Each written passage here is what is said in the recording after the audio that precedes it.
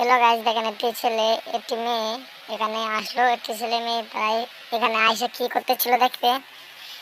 দেখেন ছেলেটি দেখেন প্ল্যান করতেছিল, মেয়েটিও কি করতেছিল। তারা এখানে কি করতে চায় দেখেন। ছেলেটি দেখেন কি করতেছিল, মেয়েটা দেখেন কি করে।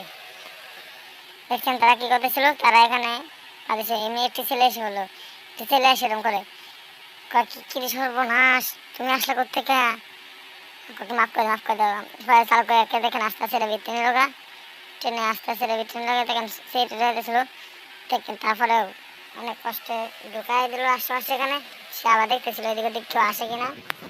দেখেন তা দেখতেছিল কেউ আসে কিনা। সে বলতেছে আজকে কাম তোমাকে আমি করবো, এখন তুমি বাথরুম করো, আমি এখানে এই করতেছি দেখতেছি। দেখেন তারা কি করে, দেখেন আস্তে আস্তে সব কিছু চেক দিতেছিল তারা কেউ আসে কিনা। বা দেখেন তারা কি করে।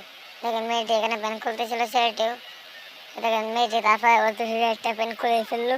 দেখেন ছেলেটিও এরকম খুলতেছিল, মেয়েটি খুলে দেখেন এখানে বসলো।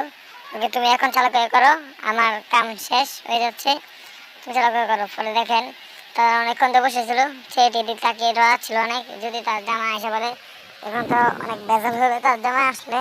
দেখেন তারা অনেক চিন্তা ভাবনা করে বলতে চালু করে সমস্যা নাই, তাদের করো তাড়াতাড়ি করে আমরা শেষ করে দিই। কি আচ্ছা দেখেন তারা কি করতেছিল, একসাথে করতে থাকলে দেখেন তারা কি করে। দেখেন মেয়েটি আস্তে সব জামা টামা সব অন্য টন্য সব কিছু করে ফেলছিল। ছেলেটি দেখেন এদিক তাকে দেখতেছিল কেউ আসে কিনা।